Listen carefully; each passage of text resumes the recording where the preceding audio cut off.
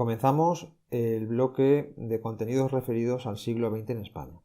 En concreto, empezamos el tema 14, referido al reinado de Alfonso XIII y lo que va a ser la crisis de la Restauración, el periodo entre 1902 y 1931. Recordemos que el sistema de la Restauración comenzó en el 1875. Estaba caracterizado por la estabilidad proporcionada por el pacto y alternancia pacífica entre dos partidos dinásticos como el conservador y el liberal, que recurrían constantemente a la manipulación electoral. En 1902 lo que va a suceder es que en aquella coyuntura van a ir surgiendo intentos de regeneración que pretenderán modernizar el país. Fue además un momento, 1902, en el que los dos grandes partidos vivían crisis por los cambios en su liderazgo. Maura va a ser ahora el líder del Partido Conservador y Canalejas del Partido Liberal. Ambos van a ser los que van a llevar las riendas de la política española en los primeros años de ese siglo XX. En 1905, sin embargo, va a producirse una de las peores crisis del reinado de Alfonso XIII con el asalto que un grupo de oficiales del ejército van a dar en dos redacciones de la revista Cucut y de la Veu de Cataluña. Todo se debe a la aparición de una viñeta satírica sobre el ejército, circunstancia que va a llevar a que este ejército presione al gobierno, que terminará por aprobar en 1906 la ley de jurisdicciones que daba a los tribunales militares la capacidad de juzgar las burlas o injurias contra el ejército que eran consideradas como delitos contra esta institución y contra la propia España. En 1907, además, una nueva ley electoral va a intentar acabar con el caciquismo, aunque en la práctica todo va a permanecer exactamente igual. Comenzó además el gobierno de Maura, el cual va a estar hasta 1909.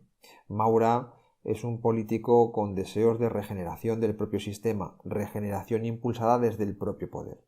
El gran proyecto de Maura es la Ley de Administración Local, que daría la posibilidad de crear mancomunidades locales y provinciales como intento de satisfacer las aspiraciones autonomistas de Cataluña, propuesta, sin embargo, rechazada por el Parlamento.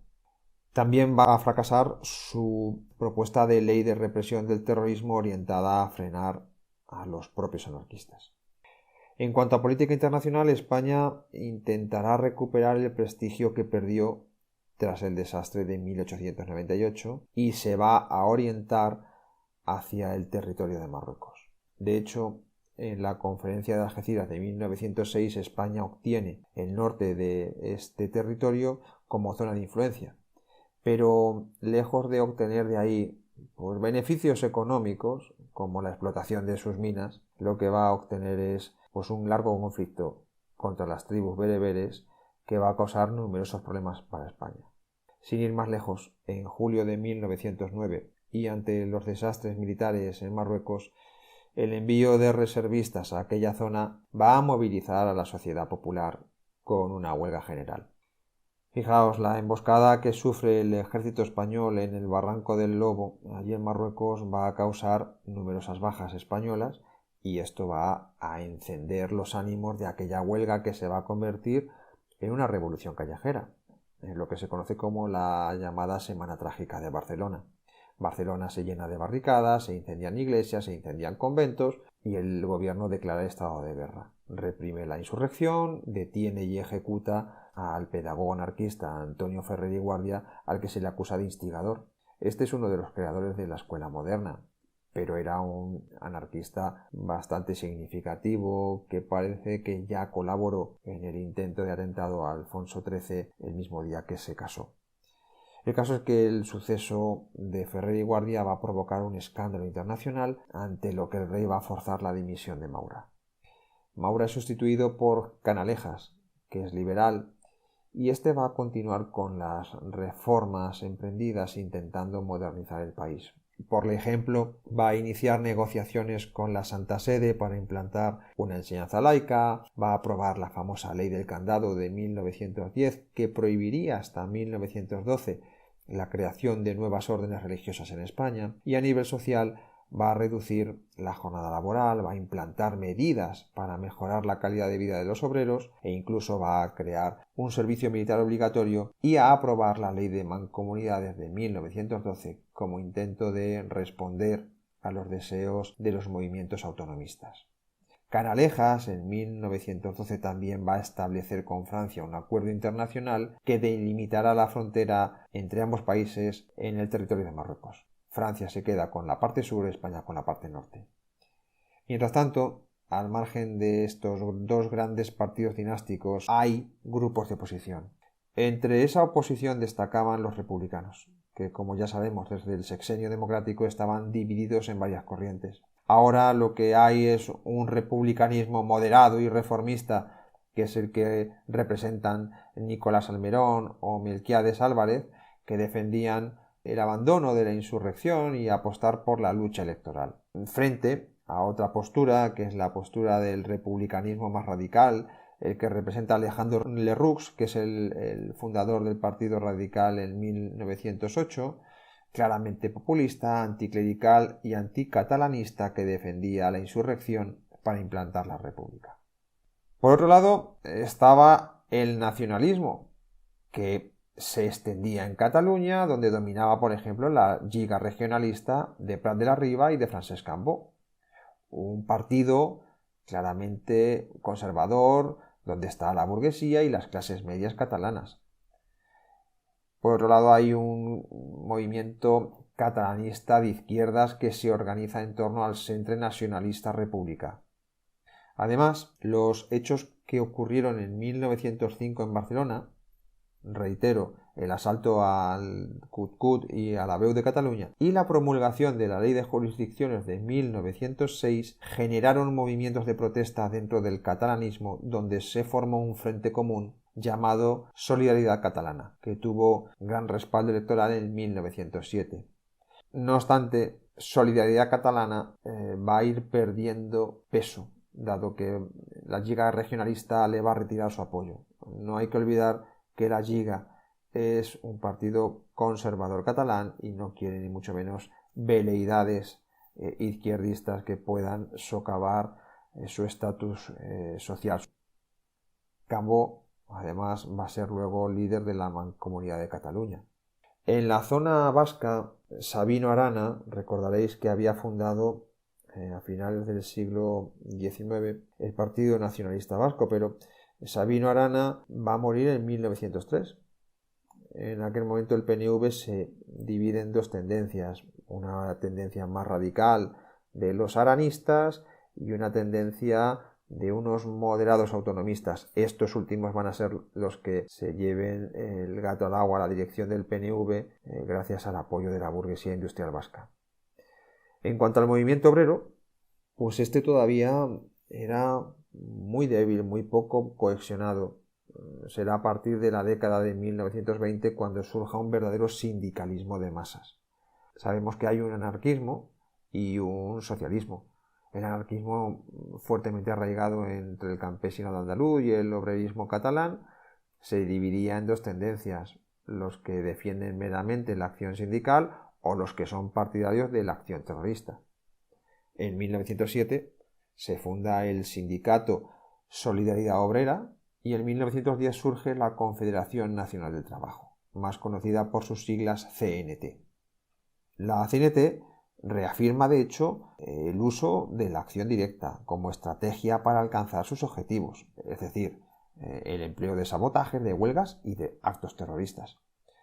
El socialismo, por su parte, está representado políticamente por el PSOE, que lo lidera Pablo Iglesias, que crece muy lentamente, mientras que hay un sindicato, que es la UGT, que crece bastante más rápido.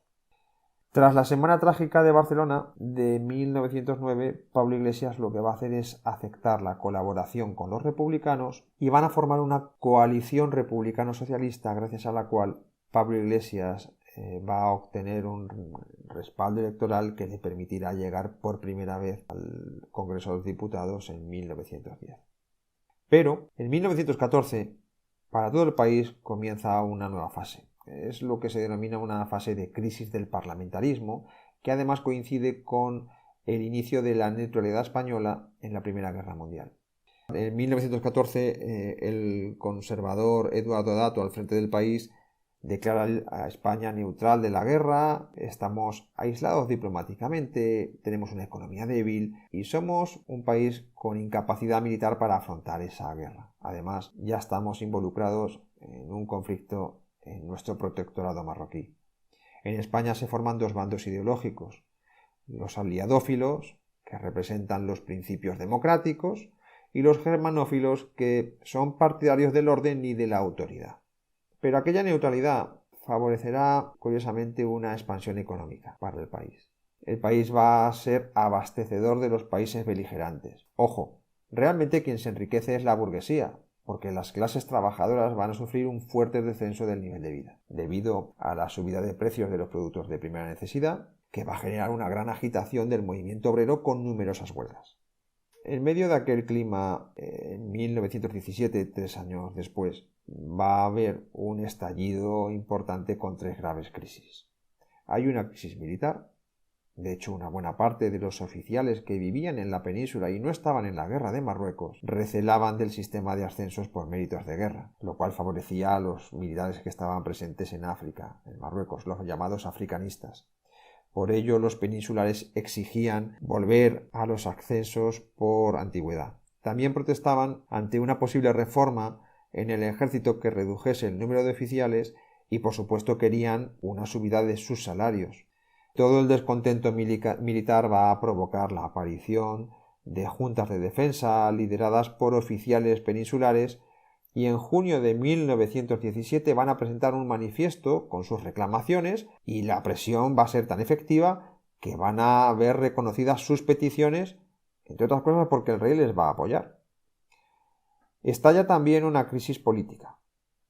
Francesc Cambó, líder de la Lliga Regionalista, ante el cierre de las Cortes Nacionales, va a convocar a todos los senadores y diputados españoles a una asamblea de parlamentarios en Barcelona en julio de 1917.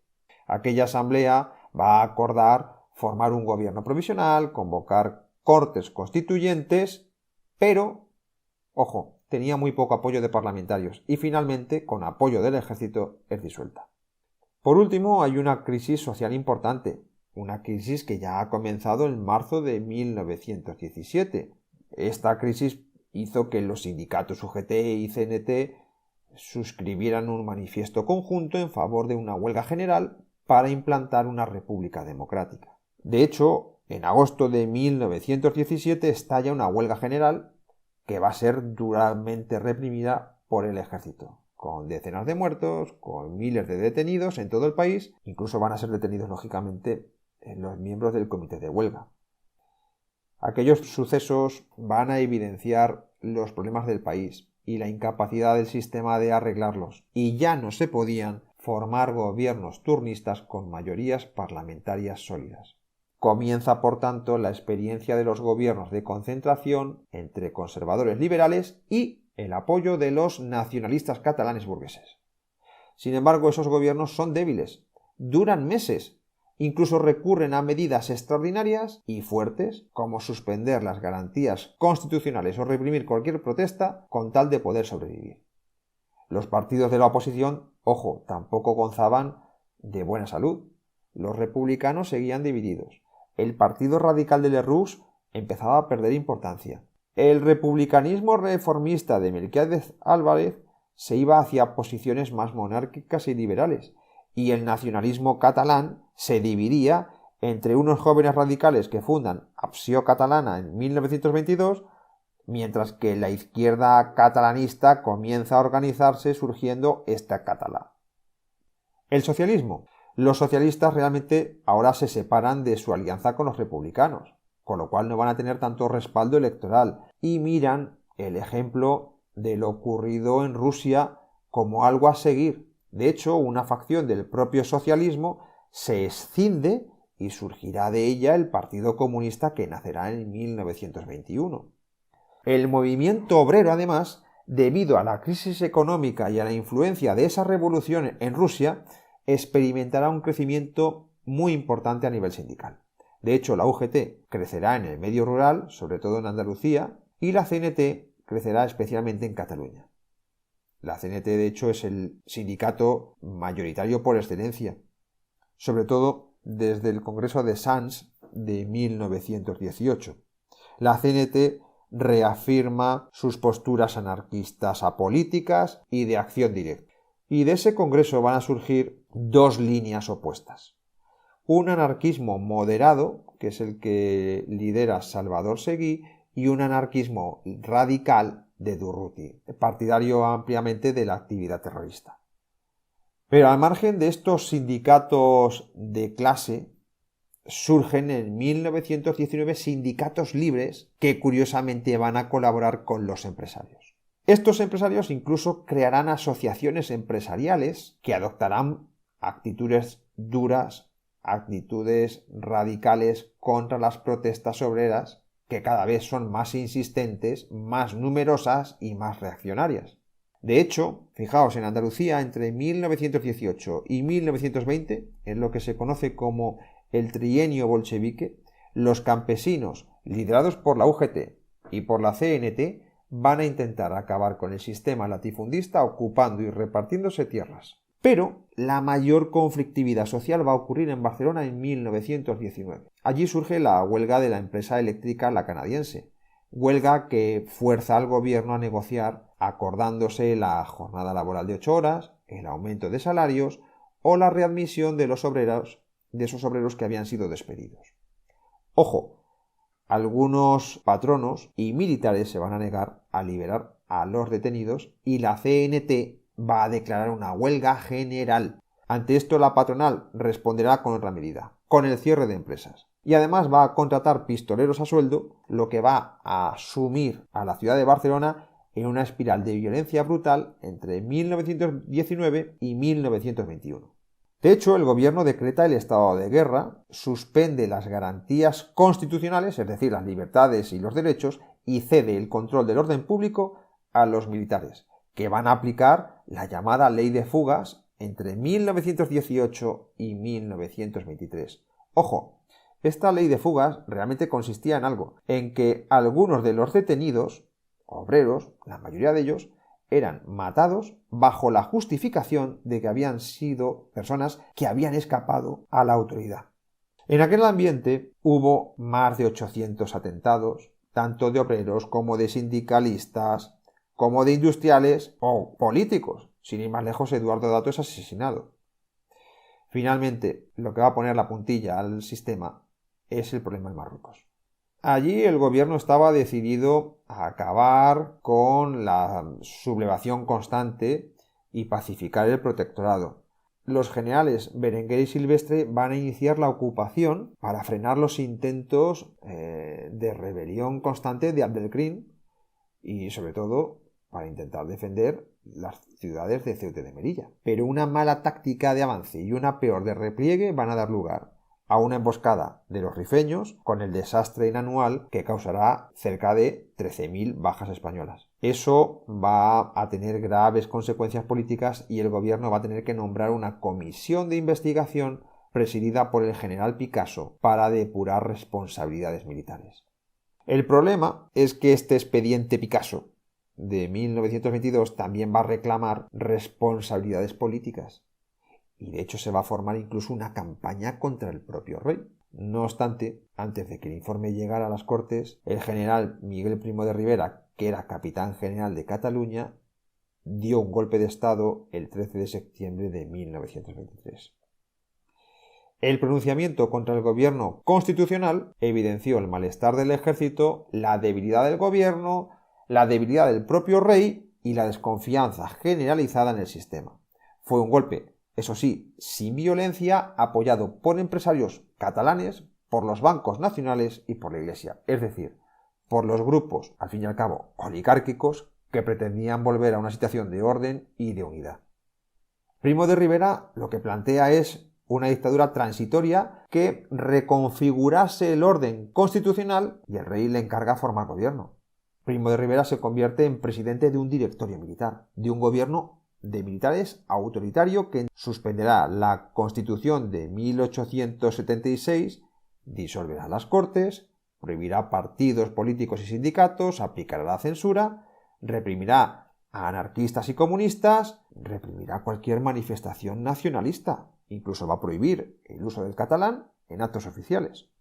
Va a reformar la administración, va a reformar el organigrama municipal, surgiendo un nuevo caciquismo adecto al régimen. A nivel provincial incluso va a acabar con las mancomunidades, lo cual va a hacer radicalizarse aún más las posturas nacionalistas, especialmente en Cataluña. Y en Marruecos, Primo de Rivera va a asumir personalmente el mando de la guerra para acabar con esta.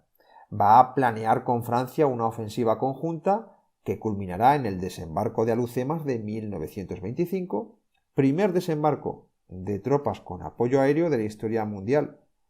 Y en 1926, Marruecos, nuestro protectorado, queda completamente pacificado. El caso es que en 1925 es el momento en que comienza la segunda etapa de la dictadura. Surge ahora un directorio civil integrado por civiles. ¿A qué aspira este directorio civil? Aspira a crear un régimen inspirado en las dictaduras autoritarias y corporativas que surgen en la Europa de entreguerras. El ejemplo más claro es la Italia fascista de Mussolini. Se crea de este modo un partido de corte conservador, como es la Unión Patriótica, que debería servir para dotar al régimen de apoyo social. Además, en 1926 se forma una Asamblea Nacional Consultiva para intentar crear una nueva constitución, eso sí, nunca realizada. Mientras tanto, la dictadura se está beneficiando de un contexto de crecimiento económico mundial que caracteriza la década de 1920, los famosos felices años 20. Se sigue una política económica intervencionista y nacionalista que aplicará elevados aranceles proteccionistas a los productos importados y que además va a dar ayudas significativas a las empresas nacionales. Además se crean grandes monopolios estatales en sectores como el petróleo con Cansa y la telefonía con Telefónica. Incluso la aeronáutica con la línea aérea Iberia. Se impulsan además las obras públicas, construcción de las famosas confederaciones hidrográficas en 1926 para proporcionar energía eléctrica y realizar regadíos. Curiosamente, incluso en esta dictadura hay una escasa conflictividad social. Por un lado, por la represión ejercida por el régimen y por otro lado, porque éste aplica una amplia política social populista. Por ejemplo, crea escuelas, extendiendo la educación por muchos municipios y construye viviendas baratas para la gente menos pudiente. Por supuesto, el Estado intervendrá también en las asociaciones obreras creando los comités paritarios que estaban formados por igual número de obreros y patronos y con representación del gobierno para resolver conflictos laborales. Ojo, en esta práctica va a colaborar, curiosamente, el PSOE, de modo que va a ir comenzando a ganar más adeptos que su competidor, la CNT. Sin embargo, en 1926 la dictadura y el propio rey comenzarán a perder apoyos. De hecho, ese año, en junio de 1926, se produce la Sanjuanada, un pronunciamiento de distintos grupos políticos apoyado por militares, y también hubo un problema cuando Primo de Rivera solicitó al rey disolver el cuerpo de artillería que quería acabar con los ascensos por antigüedad. De hecho, una parte del ejército se va a distanciar de la dictadura y de la monarquía. 1926 es también el año en que una alianza republicana general va a constituirse frente al régimen. El caso es que Primo de Rivera finalmente se quedará sin apoyos. Y ya en 1930, en enero, dimitirá. Alfonso XIII encargará formar gobierno al general Berenguer, periodo que se va a conocer como la dicta blanda. Berenguer tiene un objetivo claro: iniciar una transición hacia un régimen constitucional, pero ojo, es que eso es ya muy difícil de encauzar, volver otra vez a la Constitución de 1876. En agosto de 1930, los partidos nacionalistas, los republicanos y luego los socialistas van a firmar el Pacto de San Sebastián, cuyo objetivo es proclamar la República, y en septiembre incluso se va a formar un comité militar encabezado por el general Queipo de Llano. Febrero de 1931 va a suponer el inicio de una primera sublevación en Jaca, que va a fracasar, sublevación militar, pero que va a dar lugar a la dimisión de Berenguer. el cual es sustituido por el almirante Aznar, que va a anunciar elecciones municipales para el 12 de abril de 1931, a las que deberían seguir otras elecciones para formar cortes constituyentes. A esas elecciones municipales se presentaron en coalición republicanos y socialistas, y pese a que los resultados dieron la victoria a las candidaturas monárquicas, la victoria de republicanos y socialistas en las grandes ciudades fue considerada un rechazo a la monarquía, de modo que, de manera inesperada, se proclamó la Segunda República el 14 de abril de 1931. Alfonso XIII, que tenía como prerrogativa constitucional ser jefe del ejército, podía haber tomado la decisión de liderar a este y sofocar la rebelión que se estaba organizando, pero lejos de enquistar al país en un problema que derivaría en sangre, no tomó esa medida y lo que hizo fue marcharse al exilio a Italia. A partir de ahí ya veremos el siguiente tema, el tema 15, un tema muy apasionante con la proclamación de esa Segunda República, las medidas que se van a tomar en esa fase y el periodo subsiguiente, que es la Guerra Civil. Un saludo a todos.